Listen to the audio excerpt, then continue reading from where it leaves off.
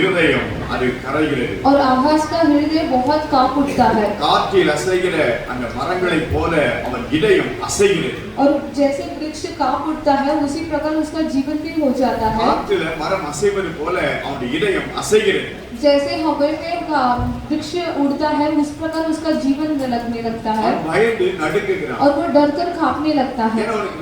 ஒரு பெரிய யுத்தம் வரப்போகிறது. क्योंकि उसके विरुद्ध एक बहुत बड़ा युद्ध आने वाला है. அப்பொழுது தீர்க்கதரிசி மூலமாய் தேவனுடைய வார்த்தை அவனுக்கு உண்டாகிறது. तो भविष्यवक्ता के द्वारा उसके लिए एक भविष्यवाणी प्रकट हुई थी. நீ அந்த ரெண்டு கொள்ளி குட்டைகளுக்கு நீ பயப்படாத. तुम उन दोनों झुंड के बारे में डरो मत. நீ அந்த ரெண்டு புகைகிற கொள்ளி கட்டைகளாகிய சீரியரோடே வந்த ரேத்சேனும் ரமாலியாவின் மகனும் கொண்ட அந்த உக்கிர கோபத்தின் நிமித்தம் உன்னுடைய இருதயம் துவள வேண்டாம். और तुम उन दोनों झुंड के बारे में जो तुम्हारे लिए भयभीत करने आए हैं उनसे देखकर घबराना मत. அவங்க ஆலோசனை பண்ணி கொண்டு வருகிறார்கள். और उन लोग सब लोग बहुत युक्ति के साथ आ रहे हैं. அந்த ஆலோசனை நிலை நிற்பது இல்லை. और वो युक्ति तुम्हारे सामने नहीं रहने वाली है. அவைகளின்படி சம்பவிப்பது இல்லை. और उनके द्वारा सब कुछ नहीं होगा. இதை நீங்கள் விசுவாசிக்க வேண்டும். और ये तुम्हें विश्वास करना बहुत जरूरी है. நீங்கள் விசுவாசியாவிட்டால் நிலை பெற மாட்டீர்கள் என்று 9ஆம் வசனத்திலே சொல்லப்படுகிறது. और ऐसा 9वें वचन में लिखा है कि यदि तुम विश्वास न करोगे तो ये तुम्हारे लिए पूरी नहीं होगी. நீங்கள் இதை விசுவாசிக்க வேண்டும். तुम्हें ये विश्वास करना जरूरी है. யூதேயா ஜனங்களை பார்த்து தீர்க்கதரிசி சொல்லுகிறான். और इस प्रतिज्ञा के उसमें उन लोग कहते हैं உங்களுக்கு விரோதமாய் எதிரிகள் படையெடுத்து வருகிறார்கள். हमारे विरुद्ध दुश्मन लोग चढ़ाई करने आ रहे हैं. ஆனால் அவர்கள் உங்களை மேற்கொள்ள முடியாது. मगर उन लोग तुम्हारे प्रबल नहीं कर पाएंगे. அவர்கள் உங்களை வெற்றி பெற முடியாது. और उन लोग तुम्हें जीता नहीं सकते. இதை நீங்கள் விசுவாசிக்க வேண்டும். ये तुम्हें विश्वास करना बहुत जरूरी है. இதற்கு ஏசாயா தீர்க்கதரிசி ராஜாவிடத்திலே சொல்லுகிறான். इसलिए यशायाह भविष्यवक्ता राजा के पास कहते हैं ஆண்டவரிடத்திலே ஒரு அடையாளத்தை கேள். तुम राजा के परमेश्वर से एक चिन्ह मांगो. இந்த ரெண்டு புகைகிற கொள்ளிக்கட்டைகள் எனக்கு விரோதமாய் வராது என்பதற்கு தேவனிடத்திலே அடையாளத்தை கேள். तुम परमेश्वर से ये निशान मांगो ये दोनों झुंड मेरे साथ युद्ध करने नहीं आएंगे. அவர்கள் ஆலோசனை நிலை நிற்பதில்லை என்பதற்கு தேவனிடத்திலே ஒரு அடையாளத்தை கேள். और परमेश्वर से ये युक्ति मांगो कि परमेश्वर मेरे लिए इन दोनों लोग चढ़ाई करने नहीं आना चाहिए. ஏசாயா தீர்க்கதரிசி ராஜாவாகிய ஆகாசினிடத்திலே இப்படி சொல்லுகிறான். और यशायाह भविष्यवक्ता राजा के पास ऐसे कहते हैं அவருக்கு விரோதமாய் ரமாலியா பெக்கா என்கிற ரெண்டு ராஜாக்கள் வருகிறார்கள். और उसके विरुद्ध रमालिया और डेक्का करके दो जो लोग आते हैं. சீரியாவின் ராஜாவும் இஸ்ரவேலின் ராஜாவும் அவனுக்கு விரோதமாய் யுத்தத்திலே நிற்கிறார்கள். सीरिया के राजा और इस्राएल के राजा दोनों जन उसके विरुद्ध चढ़ाई करने आए हैं. அவர்களை எதிர்ப்பதற்கு இவனிடத்திலே பலன் இல்லை. और उन दोनों का सामना करने के लिए इसके पास बल नहीं है. அப்பொழுது தீர்க்கதரிசி இந்த ராஜாவுக்கு சப்போர்ட்டிவாக நின்று கொண்டிருக்கிறார். तब वो भविष्यवक्ता इस भविष्य राजा की सहायता के लिए खड़े हैं. அவர்கள் வருவது இல்லை. उन लोग आएंगे नहीं. அவர்கள் யுத்தம் செய்வது இல்லை. और युद्ध भी नहीं करेंगे. அவர்களுடைய மேற்கொள்வது இல்லை. और वो तुम्हारे प्रबल नहीं करेंगे. இப்படி தீர்க்கதரிசி சொல்லிக் கொண்டிருக்கிறார். ऐसे भविष्यवक्ता कहते रहते हैं. அதற்கு நீ ஆண்டவரிடத்திலே ஒரு அடையாளத்தை கேள். इसलिए तुम परमेश्वर के पास एक निशान मांगो. இல்லை இல்லை நான் ஆண்டவர்ட்ட அடையாளம் கேட்க மாட்டேன். नहीं हम तो परमेश्वर से निशान नहीं நான் मांगेंगे. ஆண்டவரை பரீட்சை பார்க்க हम மாட்டேன். परमेश्वर को परीक्षा करके नहीं देखेंगे. ஆண்டவரே அவர்களுக்கு ஒரு அடையாளத்தை तो கொடுக்கிறார். परमेश्वर ही उन्हें एक निशान देंगे. ஆண்டவர் தாமே உங்களுக்கு ஒரு அடையாளத்தை கொடுப்பார். परमेश्वर ही तुम्हारे लिए एक निशान देंगे. ஆண்டவர் தாமே உங்களுக்கு ஒரு அடையாளத்தை கொடுக்கிறார். परमेश्वर ही तुम्हारे जीवन में एक निशान என்ன देंगे. அடையாளம்? वो क्या है वो இதோ यही ஒரு கன்னிகை கர்ப்பவதியாகி एक कुंवारी गर्भवती ஒரு होकर குமாரனை பெற்றெடுப்பார். और वो पुत्रों को जानेगी. அவருக்கு இம்மானுவேல் என்று பெயர் வைக்க और வேண்டும். उसका नाम इम्मानुएल रखाएगा. ஒரு கன்னிகை கர்ப்பவதியாகி ஒரு குமாரனை பெற்றெடுக்க போகிறார். सुनो एक कुंवारी गर्भवती होकर वो एक पुत्र को இது जानेगी. ஆண்டவரே உங்களுக்கு கொடுக்கிற அடையாளம். और यही परमेश्वर तुम्हें एक निशान दे रहे ஆண்டவரே हैं. இந்த அடையாளத்தை தருகிறார். परमेश्वर खुद ही ये निशान तुम्हें दे रहे அந்த हैं. காரியங்கள் சம்பவிப்பது இல்லை என்பதற்கு और ये सब कुछ सच में होने वाला है करके ஆண்டவரே அதற்கு ஒரு அடையாளத்தையும் சொல்லுகிறார். परमेश्वर ही उसके लिए एक निशान भी ஒரு बताते கன்னிகை हैं. கர்ப்பவதியாவார். एक कुंवारी गर्भवती ஒரு होगी குமாரனை और பெற்றெடுப்பார். वो एक पुत्र को जानेगी. அவருக்கு இம்மானுவேல் என்று பெயர் வைக்க और வேண்டும். उसका नाम इम्मानुएल करके रखा जाएगा. இம்மானுவேல் என்பதற்கு इम्मानुएल का मतलब ये है தேவன் நம்மோடு கூட இருக்கிறார் என்று அர்த்தமா? परमेश्वर हमारे साथ है ये अर्थ है. மத்தேயு 1:23 21 அப்படி मत्ती की சொல்லப்பட்டிருக்கிறது. पुस्तक 1:33 में वचन में लिखा है இம்மானுவேல் என்பதற்கு इम्मानुएल का मतलब தேவன் நம்மோடு கூட இருக்கிறார் என்று அர்த்தம். परमेश्वर हमारे साथ है ये अर्थ है. தேவன் நம் நடுவிலே தங்க ஆசைப்பட்டார். परमेश्वर हमारे बीच में निवास करना चाहते हैं, ஆகவே அவர் நம்மை தேடி வந்தார். इसलिए हमें ढूंढ आए वो। பரலோகத்துல ஒரு பெரிய சத்தம் உண்டானது. आसमान में एक बहुत बड़ी आवाज हुई, இதோ மனுஷர்களிடத்திலே தேவனுடைய வாசஸ்தலம் இருக்கிறது என்று அந்த பெரும் சத்தம் சொல்லியது. यही जनता के बीच में परमेश्वर का स्वर्ग का सीढ़ी है करके बताया गया நம்மை है। உண்டாக்கின தெய்வம் हमारे जो रचनाकार है நம் நடுவிலே வந்து தங்க हमारे விரும்பினார். बीच रहना चाहते हैं, அவருக்கு ஒரு பெயர் और கொடுக்கப்பட்டது. उन्हें एक नाम भी दिया गया है, இம்மானுவேல் என்கிற பெயர் इमानुएल கொடுக்கப்பட்டது. करके दिया गया है। இம்மானுவேல் என்பதற்கு इमानुएल का मतलब தேவன் நம்மோடு கூட இருக்கிறார் என்று परमेश्वर அர்த்தம். हमारे साथ இந்த रहेंगे। பண்டிகை நாட்களிலே நம்முடைய மனமகிழ்ச்சிக்கு காரணம் என்ன? ये त्योहार के दिन में हम मन मगन के साथ क्यों हैं? தேவன் நம்மோடு கூட இருப்பதுதான். परमेश्वर हमारे साथ है தேவன் इसलिए, நமக்குள்ளே வசிப்பதுதான். परमेश्वर हमारे अंदर निवास करते हैं इसलिए। இத்தனை நெருக்கங்கள் அந்த ராஜாவுக்கு விரோதமாய் எழும்புகிறது. इतनी बड़ी संकट उस राजा के विरोध आता இத்தனை है, போராட்டங்கள் அந்த ராஜாவுக்கு விரோதமாய் और எழும்புகிறது. इतनी बड़ी दुर्घटना उस राजा के विरोध आता है, ஆனால் உன் திரி அணையவே அணையாது. परंतु तुम्हारी जो पूजा है वो कभी नहीं ஆனால் मिलेगी, உன்னை மேற்கொள்ளவே முடியாது. वो तुम्हारे प्रबल कभी कर नहीं உனக்கு पाएंगे, விரோதமாய் அவர்கள் எழும்பவே முடியாது. और वो तुम्हारे सामर्थ्य कभी नहीं உன்னை आएंगे, அணைக்க வருகிறான். तुम्हें शांत करने आ रहे அணைக்க हैं, முடியாது. इधर कभी शांत नहीं कर அப்படி पाएंगे। நீதியரசி சொல்லுகிறார். वैसे वो भविष्य बता कहते ராஜாவை हैं, பார்த்து वो சொல்லுகிறார். राजा को देखकर कहते எனக்கு हैं இம்மானுவேல் அங்கே இருக்கிறார். कि इमानुएल वहां पे எனக்கு है, தேவன் அவர்கள் நடுவில் இருக்கிறார். परमेश्वर उनके बीच में है, தேவன் அவர்கள் நடுவிலே இருக்கிறார். परमेश्वर उनके साथ அது है, அசையாது. और वो कभी निकलेगा नहीं। அதிகாலையிலே தேவன் அதற்கு சகாயம் பண்ணுகிறார். भोर के समय में परमेश्वर उनकी सहायता ஜாதிகள் करते हैं, கொந்தளிக்கிறது. और जात के लोग ராஜ்யங்கள் தத்தளிக்கிறது. और जात के लोग பூமி नाच அதிர்கிறது. रहे हैं, और पृथ्वी भी हैरान हो ஆனாலும் जाती है, தேவன் அது நடுவில் இருக்கிறபடியினால் परंतु परमेश्वर उनके बीच में रहते हैं, அது इसलिए அசையாது என்று வேதம் சொல்லுகிறது. कभी वो हिलेगा नहीं करके लिखा है। 46 சங்கீதத்தில் அப்படி சொல்லப்பட்டிருக்கிறது. वचन संहिता 46 में ऐसा लिखा தேவன் है, இருக்கிறார். परमेश्वर साथ தேவன் है, இருக்கிறார். परमेश्वर साथ है, இம்மானுவேல். इमानुएल, தேவன் அவர்கள் நடுவில் இருக்கிறார். परमेश्वर उनके साथ है, தேவன் அவர்கள் நடுவில் இருக்கிறபடியினால परमेश्वर उनके साथ है, அந்த इसलिए ராஜாக்களை மேற்கொள்ள முடியாது. वो राजा लोग उनकी प्रबल नहीं कर पा அவர்கள் रहे உன்னை हैं, அழிக்க முடியாது. वो तुम्हें नुकसान नहीं कर நீ पाएंगे, வெந்து போக மாட்ட. तुम जल कर नहीं நீ जाओगे, உருகி போக மாட்ட. तुम पिघल कर नहीं நீ जाओगे, அழிஞ்சு போக மாட்ட. तुम मिट नहीं जाओगे। ஆண்டவர் ஒரு நாள் மோசேக்கு ஒரு அடையாளத்தை கொடுத்தார். परमेश्वर एक बार मूसा के पास ऐसा निशान देते हैं, ஆச்சரியப்படுகிறான். वो हैरान हो जाता है, முச்செடி எரியுது.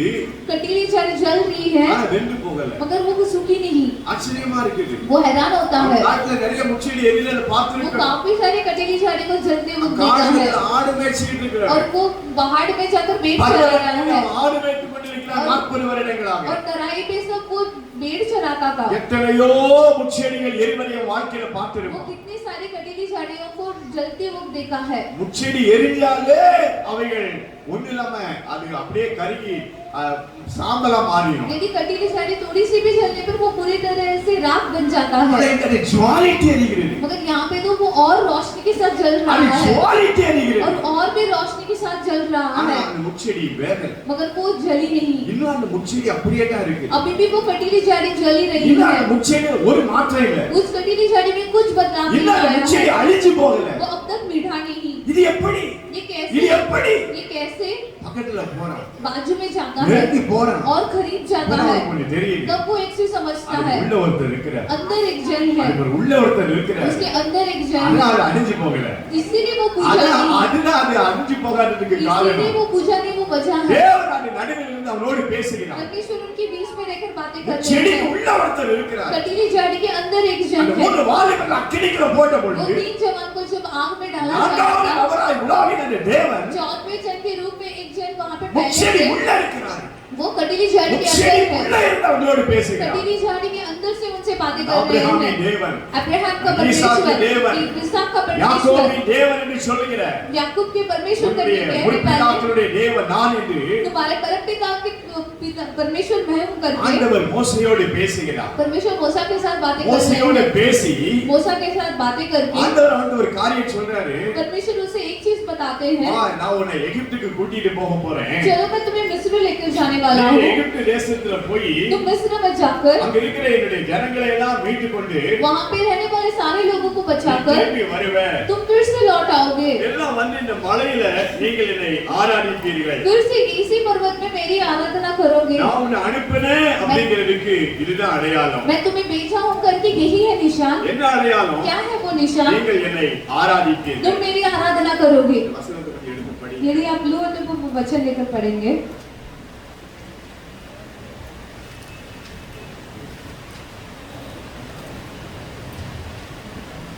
யாத்திராகமம் 3:12. அதற்கு அவர், நான் உன்னோடே இருப்பேன். நீ ஜனத்தை எகிப்திலிருந்து அழைத்து வந்த பின் நீங்கள் இந்த மலையில் தேவனுக்கு ஆராதனை செய்வீர்கள். நான் உன்னை அனுப்பினேன் என்பதற்கு இதுவே அடையாளம் என்றார். அல்லேலூயா, அல்லேலூயா. இதுதான் அடையாளம். यही है तुम्हारा निशान. ஆண்டவராமே உங்களுக்கு ஒரு அடையாளம் கொடுப்பார். परमेश्वर ने उनके लिए एक पहचान दी நீங்க है. ஆராதிப்பீங்க, तुम आराधना நீங்க करोगे, வந்து ஆராதிப்பீங்க. तुम आकर आराधना करोगे. எதனால? किस लिए? இம்மானுவேல் அதுக்குள்ள இருக்கிறார். इमैनुअल वहां पे தேவன் அது इसलिए. நடுவில் இருக்கிறார்.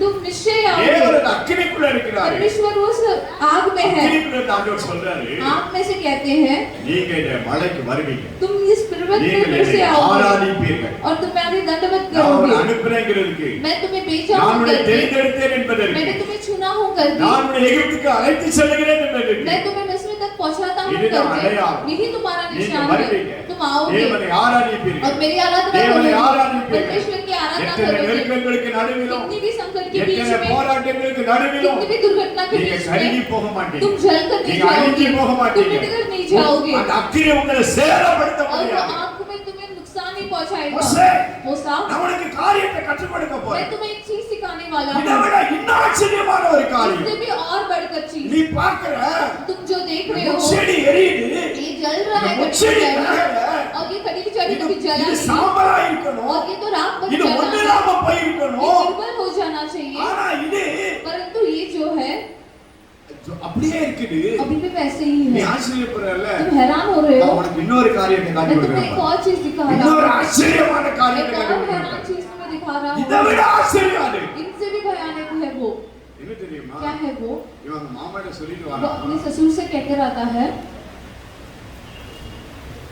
நான் எகிப்து வரைக்கும் போயிட்டு मैं வரேன், मिस्र तक जाकर आ रहा हूँ. என் சகோதரர்கள் உயிரோடு இருக்கிறார்களா என்று நான் பார்த்து வருகிறேன். वो कहता है कि मेरे भाई अभी भी जिंदा है क्या, देख कर आता हूँ. எங்க அண்ணன் தம்பி எனக்கு உண்டு, मेरे भाई लोग कुछ है எங்க ஜாதி ஜனம் இருக்குது, और मेरे जात और जनता भी है, அது உயிரோடு இருக்கிறாங்களான்னு பார்த்துட்டு வரேன். अभी भी जिंदा है क्या देख कर आना चाहता हूँ. எனக்கு இவன் நினைச்சான், क्योंकि ये सोचा இந்த 40 வருஷத்துக்குள்ள இந்த ஜனம் என்ன செஞ்சிருக்கா அழிஞ்சிரு. ये 40 साल में वो पूरी जनता मिट गई रहेगी. இவனுக்கு தெரியும் அந்த இடத்த கொடுமை. क्योंकि वो जानता है कि कितनी कठोरता के साथ उन्हें बर्ताव किया கொடுமை गया था. நடந்துச்சு. वहाँ पे उनके साथ बुरी बर्ताव हुई थी. அந்த எகிப்தியன் वो मिस्र जो है இஸ்ரவேலை தாக்குறான், इसराइल लोगों को मारता है, मारता है கொல்றாங்க. और खून भी कर देते கேட்க हैं, ஆள் கிடையாது, और पूछने के लिए कोई नहीं है, கேட்க ஆள் கிடையாது. पूछने के लिए कोई नहीं है. அதுதான் அன்றைய நிலவரம். वही उनकी स्थिति 40 வருஷத்துக்கு முன்னாடி 40 साल पहले மோசே இப்ப 40 வயசு நிரம்பின வாலிபன், मूसा अभी 40 साल की उम्र का एक जवान था. அவன் தன் ஜனங்களை பார்க்க போறான், वो अपने लोगों को देखने चाहता தன்னுடைய है, இஸ்ரவேல் ஜனங்களை பார்க்க போறான். अपने इजराइल लोगों को देखने चाहता அவர்கள் है, அந்நிய தேசத்தில் அடிமையா और இருக்கிறாங்க, वो देश देश में एक गुलाम बनकर கொடுமையாய் வேலை उन्हें வாங்கப்படுறாங்க, बहुत बुरी तरह से बर्ताव के साथ, कठोरता के साथ, கொடுமைப்படுத்தப்படுறாங்க. बहुत कठोरता के साथ उन्हें परेशान किया जा रहा எகிப்தியன் है. எபிரேயனை கொண்டு போறான், वहाँ पे जो मिस्र है वो यहूदी लोगों को मार कर फेंक रहा है, கேட்கிறதுக்கு யாரும் கிடையாது, और पूछने के लिए वहाँ पे कोई नहीं கேட்கிறதுக்கு ஆள் है. இல்லை. वहाँ पे पूछने के लिए कोई नहीं है. இதுதாங்க அந்த சூழ்நிலை. यही उनका परिस्थिति था. இவன் நினைச்சா அந்த 40 வருஷத்துல யாரும் இருக்க மாட்டாங்க, और ये सोचा कि वो 40 साल में कोई नहीं बचे रहेंगे, सब लोग मिट गए रहेंगे ஒண்ணு இல்லாம और போயிருப்பாங்க. पूरी तरह से नाश हुए அந்த रहेंगे. எகிப்தியர்கள் இவங்களை நசுக்கியிருப்பாங்க, और मिस्र के लोग सारे लोग इसे पूरी तरह से विचलित किए இவங்களை रहेंगे, அழிச்சிருப்பாங்க. पूरी तरह से विचलित किए रहेंगे. அதனால மாமாட்ட சொல்றான், इसलिए अपने ससुर से कहता है என் वो, சகோதரர்கள் உயிரோடு இருக்கிறாங்களான்னு பார்த்துட்டு வரேன். मैं अपने भाई लोग अभी भी जिंदा है क्या करके देख कर आता என் हूँ. பொண்ணு என்ன அப்படிதான் இருந்துச்சு. क्योंकि उसका तो यही सोच था. அவன் 40 வருஷம் அந்த ஊர்ல இல்ல, वो 40 उम्र तक அப்படியே था नहीं. தப்பிச்சுதான் வந்திருக்கிறோம், हम भी खुद बचकर आए உயிருக்கு हैं, பயந்து தான் வந்திருக்கிறோம். अपने प्राण से बचकर आए இன்னும் हैं, கொஞ்ச காலம் இருந்தா நம்மளையே பிடிச்சு கொண்டுருவாங்க. और कुछ समय हम जीवित रहेंगे तो हमें ही मार அப்படி ஒரு फेंकेंगे. சூழ்நிலையில நம்மளே இருந்திருக்கிறோம். वैसे एक परिस्थिति में हम ही खुद है. ஆனா இப்போ मगर अब तो 40 வருஷம் ஆச்சு. 40 साल बीत गया அந்த है. ஜனங்க இருப்பாங்களா वो இல்லையா लोग रहेंगे कि वो भी नहीं पता. அந்த ஊருக்குள்ள இப்ப ஆண்டவர் கூட்டிட்டு போறாரு. वो गांव में परमेश्वर उसे लेकर जाते हैं. நான் நினைச்சதோட வித்தியாசமா இருக்கு. ये सोच से भी बढ़कर है. அவங்க பழுகி பெருகி அப்படி ஒரு பெரிய கூட்டமா இருக்காங்க, और ये तो पलकर फूलकर और बड़ी जनता बन चुके हैं, பெரும் கூட்டமா இருக்காங்க, और बहुत बड़ी जनता के रूप में है, சரியான கூட்டமா மாறிடுச்சு. काफी बड़ी जनता के रूप में. ராஜாவே அவங்களை பார்த்து பயப்படுற அளவுக்கு राजा ஒரு பெரும் खुद கூட்டமா उन्हें இருக்கு. देखकर डरने घबराने जैसा அப்ப हो गया. ஒழுக்கதான் செய்யறாங்க, वो तो उन्हें कुचल ही रहा है, ஒழுக்கதான் செய்யறான், उन्हें नुकसान அவன் पहुंचा रहा ஒழுக்காம இல்ல, है, वो कुचले भी அவன் नहीं है, நசுக்கதான் செய்யறான், उन्हें बहुत दबा அவன் रहा है, அழிக்கதான் செய்யறான். वो तो उन्हें द्रोण रहा அவன் है, இவங்களை எவ்வளவுக்கு எவ்வளவு அழிக்கிறானோ वो जितना उनको रौंद रहा है கூட இவங்க என்ன செஞ்சுட்டு இருக்காங்க, பெருகிட்டு இருக்காங்க. उतनी से ज्यादा बढ़कर उन लोग बढ़ रहे हैं। அதனால ஒரு பாட்டு பாடுவாங்க, हम पिछली बार एक गाना गाए கிறிஸ்தவனை थे, டிஸ்டர்ப் பண்ணாத, मसीहा लोगों को कोई அவனை परेशान मत அசால்ட்டாக करो எண்ணி விடாத. और उसे ऐवी मत समझो। அவன் வெட்ட வெட்ட और கொட்ட जैसे கொட்ட और जैसे तुम काटते रहोगे वो बढ़ता रहेगा, तुम मारते रहोगे तो और भी बल बढ़ेगा। நசுக்க நசுக்க तुम जितना उसको कुचलते नसके, जाओगे, नसके। तुम जितना उसे रौंदते ये जाओगे, बढ़ते रहेगा। लोग तो बढ़ते ही जा रहे हैं அழிக்கவே और முடியாது. उन्हें कभी नुकसान नहीं कर पा रहे हैं। இதுல தூக்கி போட்டு பார்க்கணும். पानी में उन्हें फेंक कर देख रहे हैं இங்கிலீஷ் பிள்ளைகள் எல்லாம் ரெண்டு இப்போ பிறந்த உடனே பிள்ளைகளை கொண்டு और பார்க்கணும். जैसे ही पैदा हो रहे हैं उन सबको पानी में फेंक कर வேலைக்கு देख रहा है, மேல கொடுக்கறான். काम के ऊपर काम दे रहा இவங்க है। 24 மணி நேரமா வேலை वो செய்யணும். लोग 24 घंटा तक काम करना ரெஸ்ட் चाहिए। எடுத்தாங்கன்னா அவங்க ஜனத்தொகை பெருகும். जब भी उनका आराम है तभी तो उनकी Rest जनता से बढ़ेगी। उनका तो कोई आराम के बिना काम कराता है, ஆனாலும் அவங்க பெருகிட்டே फिर இருக்காங்க. भी वो लोग बढ़ते ही जा रहे हैं। மோசே வந்து பார்த்தான். मूसा आकर देखा, ஏன் இவங்க பெருகிறாங்க, क्यों ये बढ़ ही रहे ஏன் हैं, இவங்க பெருகிறாங்க? क्यों ये लोग बढ़ रहे हैं, இம்மானுவேல் இருக்கிறார். क्योंकि इमैनुएल इनके உள்ள साथ है, ஒருத்தர் இருக்கிறார். क्योंकि इनके साथ एक जन है। முட்செடியில் இருந்தவர் कटीली झाड़ी में जो முட்செடி எரியாம இருக்க காரணம் जो कटीली झाड़ी जले बिना नहीं அதுக்குள்ள रहता, ஒருத்தர் இருக்கிறார். क्योंकि उसके अंदर एक जन है। இஸ்ரவேல் இன்னும் அழியாம இருக்கிறதுக்கு காரணம் इस्राएल अब तक मिटे बिना रहने की वजह அதுக்குள்ள ஒருத்தர் இருக்கிறார். क्योंकि उसके अंदर एक जन है, இம்மானுவேல் இருக்கிறார். इमैनुएल वहां पे இவங்க है। அழியாம இருக்கிறதுக்கு காரணம் அதுதான். पूरी तरह से विनाश न होने की இவங்க बचा இன்னும் रहा है। நிர்மூலமாகாததுக்கு காரணம் और ये அதுதான். लोग पूरी तरह से विनाश होने से बचा रहा உள்ள है, ஒருவர் இருக்கிறார். क्योंकि अंदर एक जन உள்ள है, ஒரு மகிமை இருக்கு. क्योंकि अंदर एक உள்ள महिमा ஒரு है, தேவ பிரசன்னம் இருக்கு. यहाँ अंदर परमेश्वर की உள்ள महिमा ஒரு है, இம்மானுவேலர் இருக்கிறார். अंदर एक इमैनुएल है। அதனால தான் அவங்க அழியல. इसलिए उन लोग पूरी तरह से विनाश नहीं हुए। ஆகாஷ் ராஜாவை பார்த்து அங்கே தீர்க்கதரிசி சொல்லுகிறான், आहाज राजा को देखकर वहाँ पे एक भविष्यवक्ता कहता है, விரோதமா வரலாம், उसके विरोध आ सकते हैं, விரோதமா எழும்பலாம். तुम्हारे सामना कोई भी नहीं कर सकता है, मगर तुम्हारे प्रबल नहीं कर पाएंगे, ஏன்னா இம்மானுவேலர் பிறக்க போறார். क्योंकि इमैनुएल तुम्हारे साथ आने वाला இம்மானுவேலர் है। பிறக்க போறார். इमैनुएल तुम्हारे साथ आने ஆண்டவர் वाला தாமே, है। परमेश्वर ही है। ஆண்டவர் தாமே परमेश्वर ही உங்களுக்கு ஒரு அடையாளத்தை கொடுப்பார். हमारे लिए एक निशान देंगे। இதோ ये ஒரு सुनो, கன்னிகை கர்ப்பவதியாவார். एक कुंवारी गर्भवती होगी அவள் ஒரு குமாரனை பெற்றெடுப்பார். और वो एक पुत्र को जानेगी। கன்னிகை கர்ப்பவதியாவார். एक कुंवारी गर्भवती ஒரு होगी, கன்னிகை கர்ப்பவதியாகி ஒரு பிள்ளையை एक பெற்றெடுப்பார். कुंवारी गर्भवती होकर एक पुत्र को जानेगी। இது கற்பனைக்கெட்டாத ஒரு காரியம். और ये हमारे कल्पना से भी बहुत दूर की बात இதுவரை है। உலகத்திலே நடந்திராத ஒரு காரியம். ये आज तक पृथ्वी में कभी हुई नहीं है। இப்படி ஒரு वैसे அடையாளம் கொடுக்கப்படுகிறது. परमेश्वर वैसे एक निशान उन्हें ஒரு दे रहे हैं। கன்னிகை கர்ப்பவதியாவாள் என்று ஒரு பயங்கரமான ஒரு தீர்க்க தரிசனம் சொல்லப்படுகிறது. एक कुंवारी गर्भवती होगी करके एक बहुत भयानक भविष्यवक्ता वहाँ पे बताई जाती இதுவரை है। இப்படி ஒரு காரியம் நடந்ததே இல்லை. आज तक वैसे कुछ चीजें नहीं हुई है, உலகத்திலே நடக்காத ஒரு காரியம் जो पृथ्वी में ही आज तक जो नहीं தீர்க்க हुई தரிசி है, மூலமாக வெளிப்படுகிறது. பிரியமானவர்களே, भविष्यवक्ता के द्वारा वहाँ पे बताया जा रहा உங்களுடைய है। வாழ்க்கையிலும் கூட हमारे जीवन में भी நீங்களும் நானும் तुम और हम இயேசுவை பெற்றெடுக்க வேண்டும். यीशु मसीह को उपद्र करना चाहिए। இயேசுவை நீங்களும் நானும் பெற்றெடுக்க வேண்டும். यीशु मसीह को तुम और हमको भी उपद्र करना चाहिए। கன்னிகை என்று சொன்னால் कुंवारी मतलब கரைப்படாதவர், जो दाग नहीं लगा हुआ, உலகத்தால் கரைப்படாதவர், दुनिया के वजह से दाग नहीं लग जाना மனுஷனால் चाहिए, கரைப்படாதவர், इंसान के द्वारा दाग नहीं लग जाना அதுதான் चाहिए। கன்னிகை என்று அர்த்தம். उनका ही मतलब कुंवारी है। யாக்கோபு 1:27 சொல்லுகிறது. याकूब की पुस्तक 1 में ऐसा लिखा है, எடுத்து படித்து பாருங்க. யாக்கோபு 1:27. याकूब की पुस्तक 1:27 திக்கற்ற பிள்ளைகளும் விரைவுகளும் வருகிற உபத்திரத்தினாலே அவர்களை விசாரிக்கிறதும் உலகத்தால் மறைபடாதவருக்கு தன்னை காத்துக் கொள்கிறதுமே உலகத்தால் கரைப்படாதபடி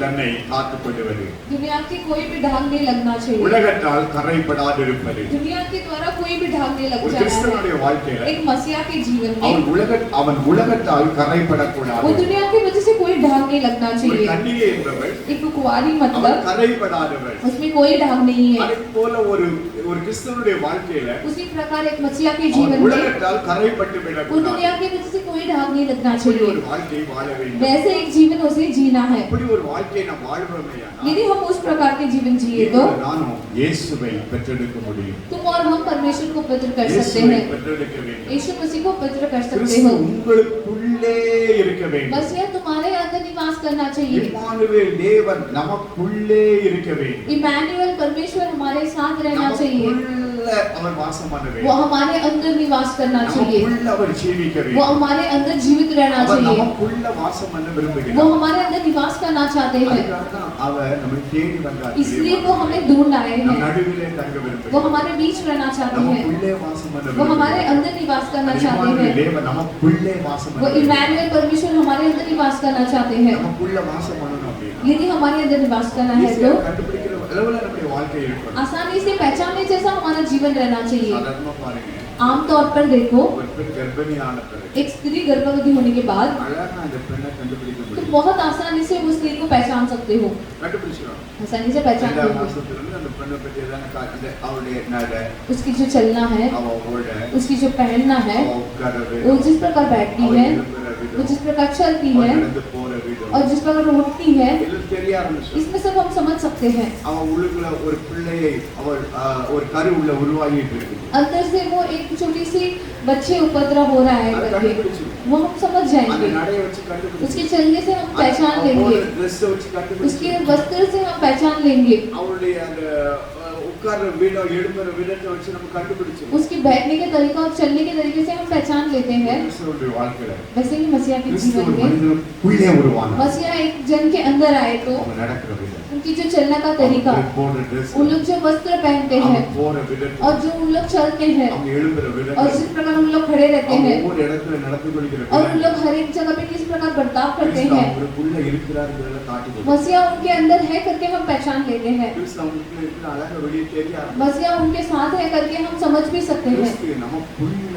இருக்கணும். मसीहा हमारे अंदर रहना चाहिए கிறிஸ்து நமக்குள்ள வாசம் பண்ண और வேண்டும். मसीहा हमारे अंदर निवास करना चाहिए। இதுக்காக ஆண்டவராக இயேசு கிறிஸ்து इसलिए परमेश्वर यीशु அவர் मसीह நம்மை தேடி வந்து वो हमें ढूंढ आए हैं, நம்மோடு இருப்பதற்கு, वो हमारे साथ रहने के लिए, நமக்குள்ள வாசம் பண்ண हमारे வேண்டும். अंदर निवास करने के लिए। இன்னைக்கு என்னுடைய செய்திக்கு தலைப்பு आज हमारा यही विषय है, அடையாளம். निशान। அடையாளம். निशान முதலாவதாக நம்ம பார்த்தோம், पहला हमारा ஆண்டவர் தாமே यीशु मसीह ही உங்களுக்கு ஒரு அடையாளத்தை கொடுத்தார். तुम्हारे लिए एक निशान देंगे। அது என்ன அடையாளம்? वो क्या है இதோ, निशान? ஒரு सुनो, கன்னிகை கர்ப்பவதியாகி एक कुंवारी गर्भवती ஒரு होकर குமாரனை एक பெற்றெடுப்பார். पुत्र को जानेगी। ஆண்டவரே உங்களுக்கு கொடுக்கிறார். परमेश्वर ही तुम्हें दे रहे हैं। தொடர்ந்து நம்ம அடுத்த பாயிண்ட்க்கு நம்ம அடுத்தப்ப ஒரு சின்ன டிராமாவுக்கு போகலாம். और दूसरी चीजों की बात हम देखेंगे। வாலிபர்கள் அவங்க இந்த வாரம் நம்ம வாலிபர்களுக்கான வாரம். ये जो हफ्ता है वो जवानों के लिए दिया गया है வாலிபர்கள் வந்து நம்ம நடுவில் அவங்களுடைய அந்த ப்ரோக்ராமை செலக்ட் பண்ணுவாங்க. और जो जवान लोग हैं उन लोग हमारे सामने एक छोटी सी ड्रामा प्रवेश करेंगे நம்ம ரெண்டாவது அடையாளத்துக்குள்ள போகலாம். और उसके बाद हम दूसरी निशान के और पर जाएंगे। வேதத்துல சொல்லப்பட்டிருக்கிறது, बाइबल में लिखी गई जो है, ஆண்டவராகிய இயேசுவின் பிறப்பின் பொழுது परमेश्वर जब जन्म हुए थे இன்னொரு சம்பவம் நடந்ததாக वहाँ சொல்லப்பட்டிருக்கிறது. पे एक और चीज जो हुई थी, பிள்ளைய துணியில சுற்றி முன்னணையிலே கிடத்திருக்க காண்பீர்கள். तुम वो बच्चे को एक कपड़े में लपेटकर चरने में देखोगे। இதுவே உங்களுக்கு அடையாளம். यही तुम्हारा निशान है, இதுவே உங்களுக்கு அடையாளம். यही तुम्हारा निशान है। கிறிஸ்து பிறந்திருக்கிறார் मसीहा என்பதற்கு पैदा அடையாளம். हुआ है करके यही निशान है। நம்ம தொடர்ந்து இந்த டிராமாவுக்கு பிறகு நம்ம தியானம் பண்ணுவோம். ये ड्रामा के बाद हम इन सारी चीजों के ऊपर ध्यान करेंगे।